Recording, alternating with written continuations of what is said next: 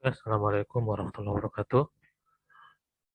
Kita kembali ke materi kita tentang mata kuliah data mining. Hari ini akan kita lanjutkan materi kita tentang klasifikasi, karena salah satu tugas dari data mining itu adalah klasifikasi. Sebelum kita melanjutkan ke algoritma data mining, kita bahas sebelumnya untuk konsep klasifikasi. Nanti akan saya jelaskan klasifikasi itu seperti apa, cara kerjanya, dan bagaimana penggunaannya, mulai dari pembuatan modelnya, cara prosesnya, sampai nanti evaluasinya. Oke, data mining itu mempunyai dua tugas ya untuk klasifikasi. Yang pertama adalah deskriptif sama prediktif ya. Ini yang perlu dipahami untuk data mining ya. Apa itu yang deskriptif ya? Model klasifikasi dapat bertindak sebagai alat penjelas untuk membedakan objek-objek dari kelas-kelas yang berbeda. Sebagai contoh, untuk para akhir biologi, model deskriptif ya yang meringkas data seperti yang ditunjukkan pada tabel di bawah ini nanti ya, ada nanti di bawah ada tabelnya, saya contohkan, dapat berguna untuk menjelaskan fitur-fitur apa yang mendefinisikan vertebrata sebagai mamalia gitu ya. Ini mamalia, bird, fish, reptil, atau amfibi. Ini yang dikatakan dengan deskriptif gitu ya, dengan model deskriptif untuk klasifikasi dalam data mining. Kalau yang prediktif seperti apa?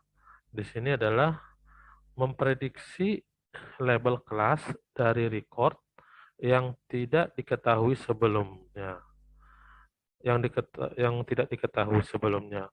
Seperti yang ditunjukkan pada tabel, nanti ada tabel 42, sebuah model klasifikasi dapat dipandang sebagai kotak hitam yang secara otomatis memberikan sebuah label kelas ketika direpresentasikan dengan himpunan atribut dari record yang tidak diketahui. Jadi gini, antara deskriptif dengan prediktif ini hanya beda sedikit. Kalau deskriptif itu kita menjelaskan fitur-fitur itu apa saja gitu ya. Seperti tadi ini hewan mamalia itu apa saja ya, yang mana vertebrata, mana yang mamalia gitu ya. Nanti ada bird, ada fish, ikan, ada reptil gitu ya, atau amfibi gitu ya. Itu yang secara deskriptif. Nah, nanti ini masuk kategori mana gitu ya. Tapi kalau prediktif ini kita dapat memprediksikan apa namanya fitur itu, kelas itu, data kita itu, atau namanya data kita itu sebelum ada kelasnya bisa kita prediksikan bahwa kelas itu nanti akan masuk ke kelas vertebrata apakah mamalia gitu ya. Nanti di situ dia akan belajar terhadap data yang sebelumnya. Nah ini, jadi ada dua tugasnya, tugas utamanya ya, deskriptif sama prediktif. Nah, klasifikasi itu seperti ini juga untuk memperjelas yang tadi, merupakan penempatan objek ya, objek-objek ke salah satu dari beberapa kategori yang telah ditetapkan sebelumnya. Contohnya, kalau gambar ini masuk kategori eh, mangga, gambar ini apel gitu. Jadi itu ada kita tempatkan dulu data-datanya. Kalau datanya gambar seperti itu. Kalau datanya tulisan, misalnya nilai anak-anak, nilai-nilai siswa atau mahasiswa, oh nilai yang di atas 90 baik sekali, antara 80 ke 90 baik gitu ya. Itu kita tempatkan ya, objek-objek itu ke dalam kategori. Kategori ini yang dimaksud adalah untuk kelas gitu ya. Nah, klasifikasi telah banyak ditemui dalam berbagai aplikasi. Sebagai contoh, mendeteksi pesan email spam berdasarkan header dan isi atau mengklasifikasikan galaksi berdasarkan bentuknya. Contohnya di sini adalah spam ya. Dia akan nanti dikategorikan bahwa email yang kita kirim itu masuk kategori spam apa tidak. Apakah iya dan tidak. Kalau tidak masuk di inbox, kalau kalau masuk ada spamnya berarti masuk ke kolom spam. Nanti bisa dikategorikan atau diklasifikasikan ya. Kan di sini ini tadi kan kategori ya. Nah, di sini bisa kita kategorikan masuk spam apa tidak. Berdasarkan apa bisa dikatakan dia spam apa tidak? Bisa dari headernya, dari judulnya ya, dari atasnya, terus ada isinya, terus ada atau klasifikasi galaksi benda-benda alam berdasarkan bentuknya. Bisa juga bentuk begini, galaksi ini gitu ya. Bisa kita kategorikan atau klasifikasikan berdasarkan bentuk. Nah, sama seperti saya bilangin, di kelas di mata kuliah data mining di angkatan eh, mahasiswa sekarang ini, saya bisa klasifikasikan mahasiswa yang IPK-nya 3 ke atas. Saya klasifikasikan 2 sampai 3 gitu ya. Terus yang saya klasifikasikan 0, 1 sampai 2 gitu. Itu bisa namanya klasifikasi. Berdasarkan apa? Itu berdasarkan IPK gitu ya. Seperti itu. Nah, dalam pembahasan kita ini nanti akan mengenai konsep klasifikasi. Beberapa yang penting dipahami adalah menyatakan metode untuk mengevaluasi dan membandingkan kinerja teknik klasifikasi. Nah, tadi sudah kita klasifikasikan data kita, nanti kita gunakan model metodenya. Namanya metode klasifikasi. Metode itu nanti sering kita sering kita sebut namanya algoritma. Nanti metode itu atau algoritma itu kita evaluasi untuk membandingkan teknik-teknik klasifikasi itu atau algoritma-algoritma itu gitu ya. Nah, klasifikasi itu seperti ini, memprediksi suatu item. Kedua adalah membuat model berdasarkan data pelatihan dan digunakan untuk mengklasifikasi data. Ini untuk klasifikasi. Kita memprediksikan kelas yang testing itu masuk ke item mana, masuk kategori mana. Kalau yang ini nomor 2, membuat model berdasarkan data pelatihan. Jadi kita buat model berdasarkan data yang kita buat, yang kita kumpulkan, yang sering kita sebutkan data set. Nanti model itu belajar berdasarkan data yang kita miliki gitu ya, seperti itu. Kalau prediktif itu adalah memprediksikan nilai yang belum diketahui. Nah, ketika klasifikasi itu memprediksikan kelas ya, yang data kita yang baru masuk kategori mana. Yang kedua adalah membuat model berdasarkan data pelatihan. Bisa kita buat model klasifikasi berdasarkan kumpulan data kita itu ya. Gitu. Terus prediksi itu adalah membuat prediksi nilai yang belum diketahui. Jadi kita punya data, nanti di kolom di atribut kelasnya itu atau kategorinya itu nanti akan diisi otomatis nanti. Dari mana dia tahu isinya itu? Nanti dia akan belajar dari model yang kita buat tadi. Ya, banyak model yang semakin banyak data yang ada dalam pemodelan kita, dia akan semakin pintar nanti ya. Semakin bisa nanti memprediksikan secara akurat gitu ya. Makanya ada definisinya, semakin data kita makin banyak ya, akan semakin presisi, akan semakin bagus akurasinya untuk memprediksikan. Makanya kata-kata klasifikasi itu ya, klasifikasi itu sama dengan prediksi itu selalu sering digunakan oleh itu, klasifikasi prediksi gitu ya. Nah, itu karena dia sering digunakan itu gitu.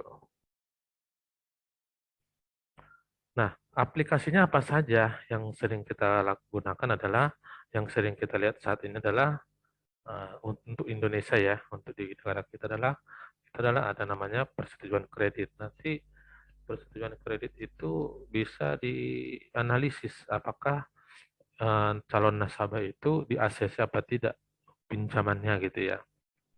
Terus ada dia diagnosis penyakit. Sekarang ini kan dengan apa namanya, dengan perkembangan zaman AI itu penyakit juga kita diagnosis ya. Ada juga kita masuk apa, kita foto matanya gitu ya. Nanti akan kita ketahui penyakit apa gitu ya. Ya sama seperti sekarang ini dengan COVID sekarang ini adalah dengan apa namanya, lendir dari hidung sama mulut, bahwa kita bisa memprediksikan gitu ya. Kita memprediksikan bahwa seseorang itu masuk apakah positif apa negatif terhadap virus coronavirus itu gitu ya. Terus ada telemarket ya. Kita bisa mencari market pasar mana yang potensial, mana tidak. Daerah mana atau daerah mana yang paling potensial. Terus ada fraud detection. Fraud detection adalah kita dapat mendeteksi apa namanya, nasabah-nasabah yang apa namanya, yang nggak benar gitu ya. Jadi ada satu apa namanya, karakter ya, karakter eh, nasabah kita kalau untuk di marketing gitu ya. Kalau di bank juga sama, fraud detection itu sering digunakan ya. Harus nasabah-nasabah ketika ada transaksi salah ATM-nya macam-macam, nanti ternyata itu dideteksi bahwa bukan dia yang memiliki ATM itu, makanya dikasih diblokir gitu ya, seperti itu.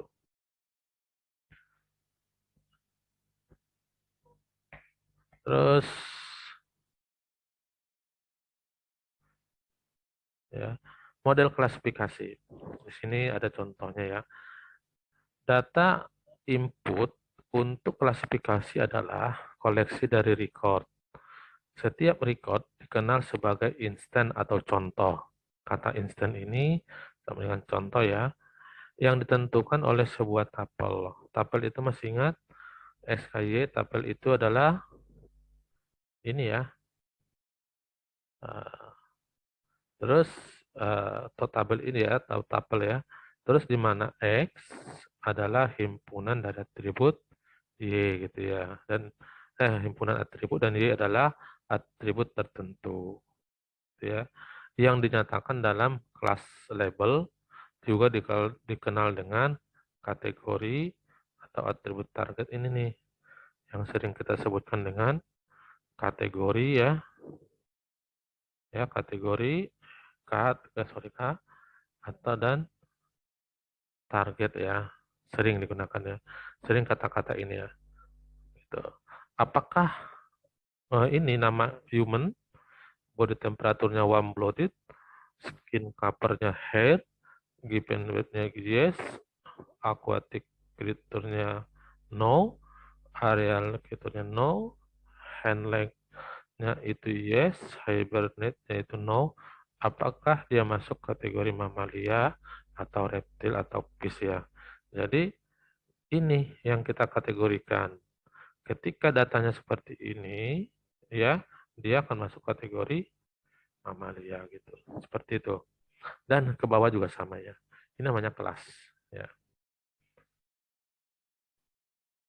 Terus nah, untuk memperjelas ini lagi biar paham untuk tabel yang kita gunakan atau data yang kita gunakan untuk klasifikasi apa saja yang terkandungnya ya. Nah, anggap ini adalah berapa atribut, adalah 1, 2, 3, 4 gitu ya. Yang ini dikatakan kelas atribut ya, apa, target, atribut target ya. Tapi nggak kita hitung, nanti ini kita tambahkan tipe ini. Tadi kan udah lihat, tadi kan di slide sebelumnya tadi kalau nggak kategori sama target ya, sama seperti ini. Nama lainnya ya, jangan nanti ini siapa yang ngisi gitu ya, kita gitu ya, atau ahlinya gitu ya, seperti itu. Nah, atau kalau kita di sistem pakar, berarti pakarnya yang ngisi nanti di sini berdasarkan data yang ini gitu ya, gitu. Nah, ini istilah-istilahnya ya.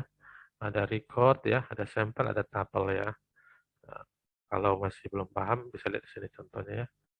Nah, berarti nama lainnya aja ya, tabel nama record, nama sampel ya.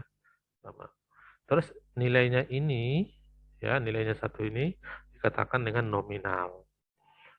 Ya, kalau yang numerik itu angka yang ini, gitu ya, seperti itu. Ini contohnya dataset dari bunga iris namanya, terkenal ya namanya iris ini untuk data-data penelitian bagi pemula ya. Ya, nanti dia dikategorikan ada 4 kategori kalau nggak salah, itu ada petal, ya, ada sepal, ada binary color, ada satu lagi nih biasanya. Terus, nah, definisi klasifikasi terhadap data kita yang tadi seperti apa gitu ya. Klasifikasi itu adalah tugas pembelajaran di mana fungsi target F, ya, F tadi target ya, bisa kategori tadi ya, bisa label gitu ya, tadi bisa kelas itu ya. Nah, yang memetakan setiap himpunan atribut X ke salah satu label Y yang telah didefinisikan sebelumnya. Fungsi target juga dikenal dengan informasi informal sebagai model klasifikasi. Model klasifikasi sangat berguna ya untuk klasifikasi. Kalau nggak ada klasifikasinya, berarti tidak masuk kategori untuk eh, klasifikasi. Kalau nggak ada klasifikasi, nanti kita gunakan terhadap clustering seperti materi kita sebelumnya, gitu ya. Nah, pendekatannya secara umum untuk menyelesaikan klasifikasi itu seperti apa? Teknik klasifikasi itu adalah pendekatannya sistematis untuk pembuatan model dari sebuah data input, ya, dataset input. Contoh-contohnya adalah bisa kita gunakan itu adalah model teknik klasifikasi itu adalah ada namanya decision tree ya, ada rule base ya, klasifikasi, ada neural network, ada support vector machine, ada naik bias classifier, ya. Teknik-teknik ini decision tree ini banyak ya, ada C4 pipe, ada C5 gitu ya.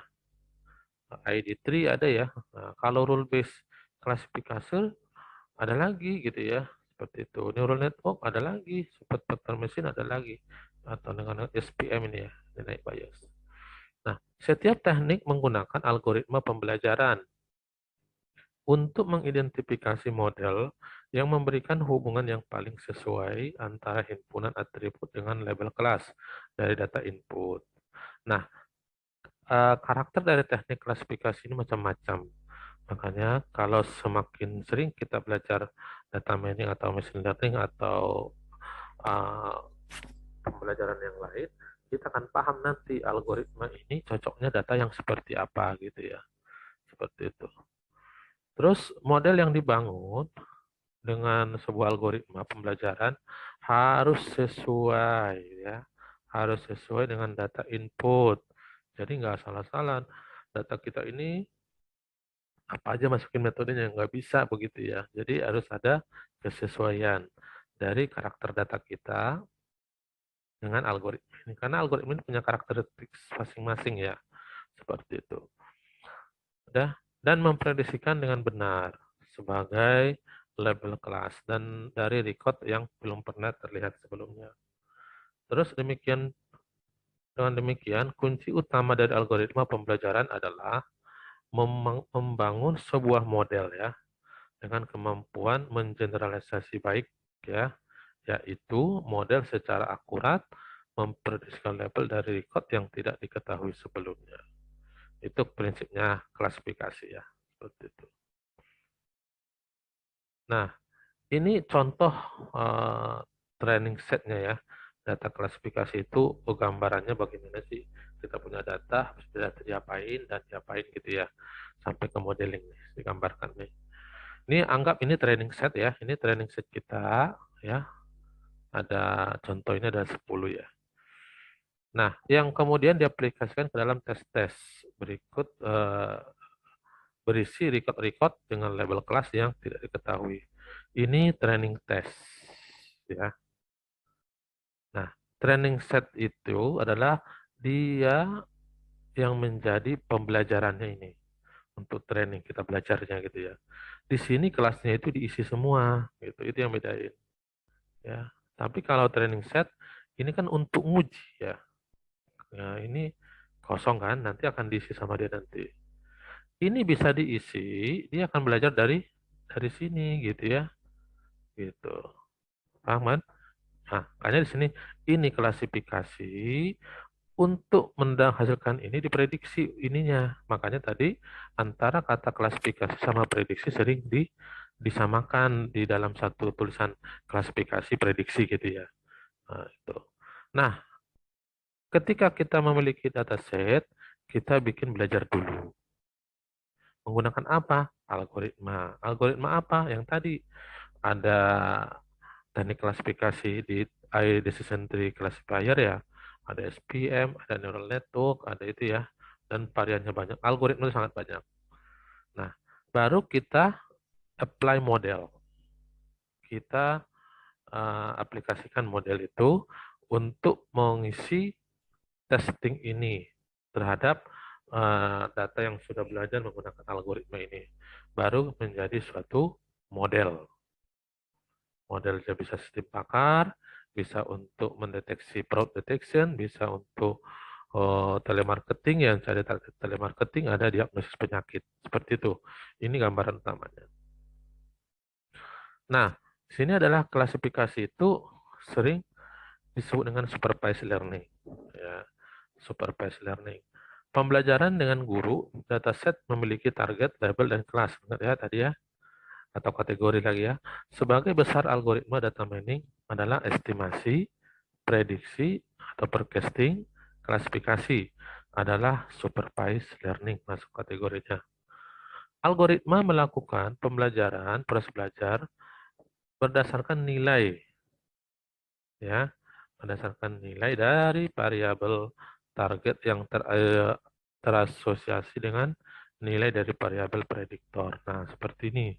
Kita mempunyai data itu, anggaplah ini datanya kita image gambar ya, ada apple, ada subject ya, subject ya.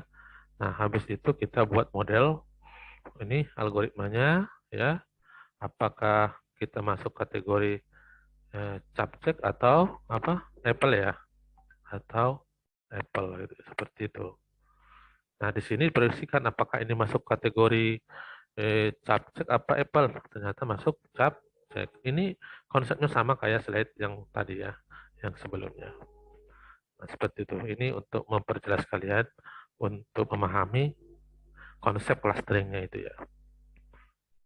Nah, ini yang urutan yang sering kita gunakan untuk metode klasifikasi secara umum ya. Nanti silakan kalian nanti secara detail boleh. Contohnya habis labeling data, sebelum labeling data, processing data dulu.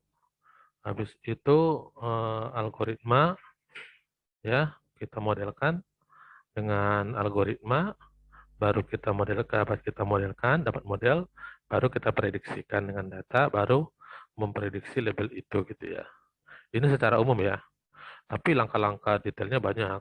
Sebelum ini juga ada namanya pre-processing ya. Ini tulisannya jelek. Processing.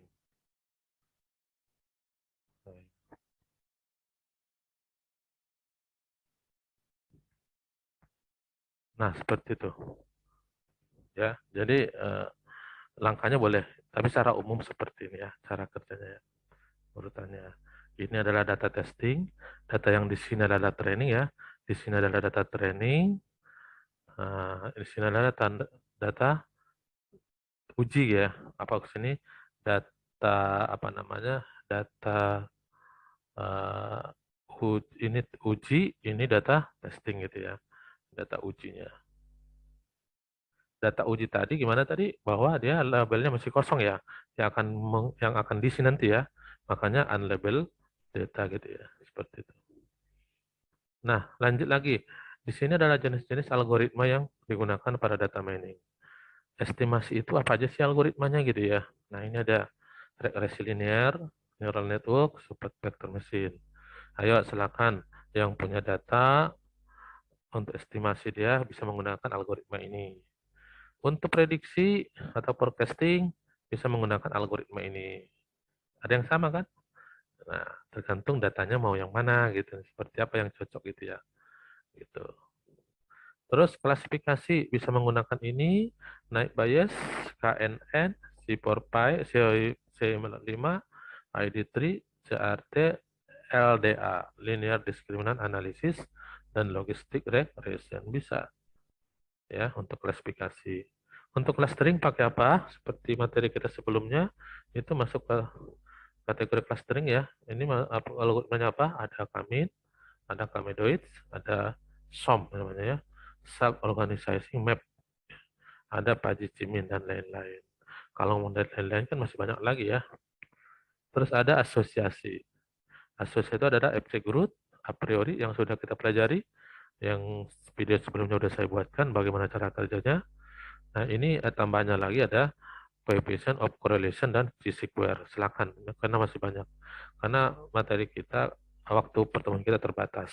Nah ini silakan milih yang mana untuk tugas akhir kalian, bisa dari sini. Ya. Terus, nah apa sih bedanya menggunakan supervised dan unsupervised? Berarti sini adalah klasifikasi, ini adalah clustering gitu ya. Ya, sama kelas ya, clustering gitu ya. Nah, seperti ini. Ini klasifikasi ya. Ini klasifikasi. Nah, ini klasifikasi dia data pelatihan mengandung label. Kalau di sini data pelatihan tidak mengandung label, ini mengandung label. Lihat bedanya. Terus data diklasifikasikan menggunakan model. Ya, data diklasifikasikan menggunakan model. Kalau di sini mencari kelas atau klaster dalam data, akan dijelaskan bisa ini karena kategori untuk clustering. Kan materi kita sudah dibahas ya. Seperti itu. Lanjut. Nah, ini contoh pemodelan. Urutannya biar tahu ya. Nah, ini data pelatihan tadi yang training set tadi ya. Mas, yang tadi yang di atas lihat ya. Ini data, ketika kita punya data seperti ini, kira-kira saya menggunakan metode apa ya gitu ya. Berarti bisa menggunakan metode klasifikasi. Habis itu kita sudah mendapatkan algoritma yang pas gitu ya, baru kita klasifierkan menggunakan model. Model itu tadi algoritma-algoritma tadi ya yang Anda pilih tadi. Nah, akan kita dapatkan nanti rule ya. Jika IPK di atas 3 atau matematika dasar ya sama dengan A, dan tepat waktu atau yes gitu ya. Ini contohnya rule-nya yang kita dapatkan.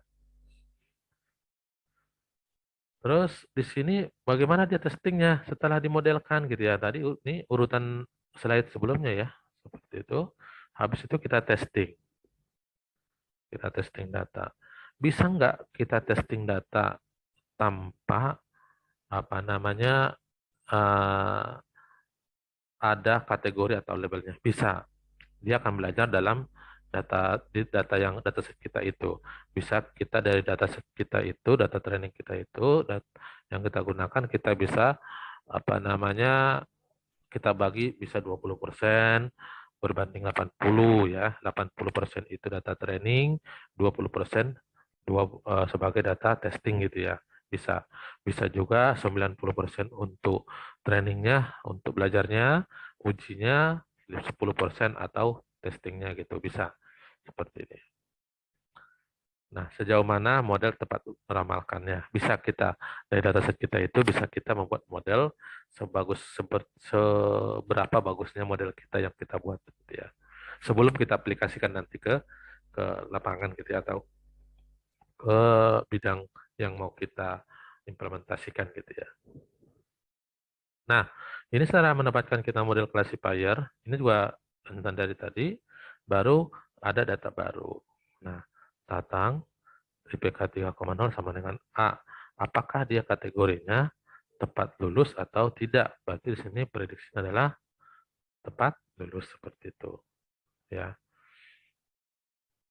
Terus, nah, apa aja sih Pak langkah-langkah yang kita lakukan untuk pembuatan model itu adalah data latihan, model klasifikasi.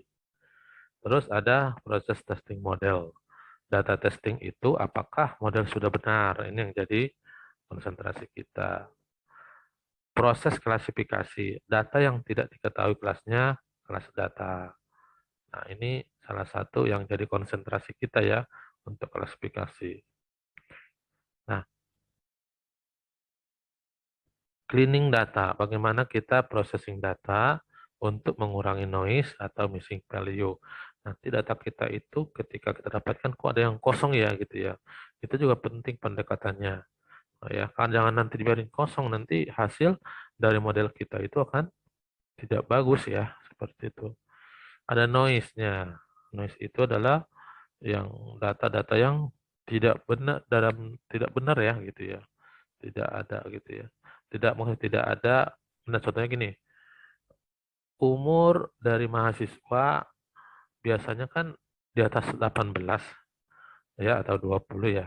Tapi ada datanya itu umur mahasiswanya itu tertulisnya 8 tahun. Itu noise ya, nggak mungkin ya. Seperti itu. Nggak mungkin orang 8 tahun kuliah, jarang sekali untuk di Indonesia gitu ya. Itu kategorinya adalah noise. Terus ada relevan analisis, fitur selection. Kita ketika mendapatkan data kita yang berapa banyak gitu ya, ada misalnya ada 3 atribut gitu ya, 1, 2, 3 gitu ya. Nah, kalau nanti atribut 2 sama 3 isinya trennya sama, walaupun nama trennya berbeda, berarti cukup salah satu aja ya. Bisa kita pilih atribut mana yang penting. Cukup salah satu. Berarti yang tiganya kita coret aja. Itu salah satu yang namanya memilih atribut yang penting gitu ya. Yang penting itu dikatakan penting itu adalah atribut yang berpengaruh ya terhadap kelas kita, target kita gitu ya. Kalau tidak berpengaruh, tidak penting. Berarti itu namanya silakan dibuang gitu ya. Kan membuang atribut yang tidak berkaitan dengan tidak terkait atau terduplikasi. Ada juga datanya duplikasi salah satu aja. Kalau ada 3, satu aja dipakai gitu ya. Apa namanya? Gunanya apa? Mengurangi size dulu juga ya, mengurangi memori yang kita gunakan. Terus ada namanya data transformasi, generalize ya. Ini sering kita dikatakan normalisasi data. Contohnya, eh, kita punya data, rate-nya 1 sampai 30. Ya. Kalau 30 kan jaraknya kan jauh. Ya. Kalau nanti kita visualkan, ya, visualkan punya kendala gitu ya. Punya kendala. Seharusnya gimana? Kita normalisasi datanya menggunakan bisa skala 0 sampai 1 gitu ya, boleh. Seperti itu ya. Biar nanti di visualnya enak dilihatnya gitu ya. Oke, lanjut evaluasi dan model. Nah, setelah kita membuat model, pertanyaannya apa sih yang mau kita ukur dalam model kita itu? Apakah langsung kita buat model langsung diimplementasikan? Enggak juga. Itu nanti hasilnya kurang akurat ya. Jadi ada namanya evaluasi dari metode klasifikasi kita itu. Jadi ada yang namanya akurasi, ada kecepatannya ya. Kecepatan seberapa cepat algoritma itu memprosesnya gitu ya. Ada apakah dia robust terhadap ini nih noise sama missing value ya. Terus ada scalability-nya, bagaimana efisiensinya proses di dalam database manajemen sistemnya. Itu harus jadi pertimbangan ini. Harus kita ukur dari algoritma itu. Makanya kita memilih algoritma yang pas gitu ya, yang paling maksimal. Nah, interpretability adalah mudah digunakan gitu ya, seperti itu. Nah, di sini penting akurasi ini, tapi rata-rata kalau Anda baca jurnal sering menggunakan akurasi saja. Tapi sebenarnya harus diikutin juga dengan kecepatan. Kalau kita bicarakan nanti datanya besar, big data harus mempertimbangkan waktu ya. Waktu. Makanya di sini kompleksitas algoritma itu akan jadi pertimbangan. Kalau dia n square eksponensial, itu pilihan terakhir gitu ya, kalau nggak ada lagi gitu ya. Harus mencari yang lebih kecil, yang linear gitu ya, atau yang n, atau n log n gitu ya, atau dengan log n gitu ya, seperti itu. Seperti itu kan udah belajar ya, desain algoritma, itu ada yang namanya kompleksitas ya, seperti itu. Nah, klasifikasi sebagai pemetaan himpunan atribut ya, ini setelah kita modelkan, pemodelan ini kita ukur gitu ya. Ya, ini tadi sudah uh, disampaikan untuk memprediksikan ini gitu ya. Terus ini evaluasinya. Apa sih yang digunakan evaluasinya? Ya, ini kita menggunakan salah satunya untuk klasifikasi itu namanya confusion metric. Nah, ya nanti banyak referensinya, silakan dibaca ya. Ini nih ada namanya confusion metric. Dia ini ada termasuk dua kelas ya. Kelas 1 sama kelas 0 gitu ya. Kelas 1 sama kelas 0. Dua kelas itu ya. Nah, tabel ini menggambarkan compression metric untuk masalah klasifikasi yang biner.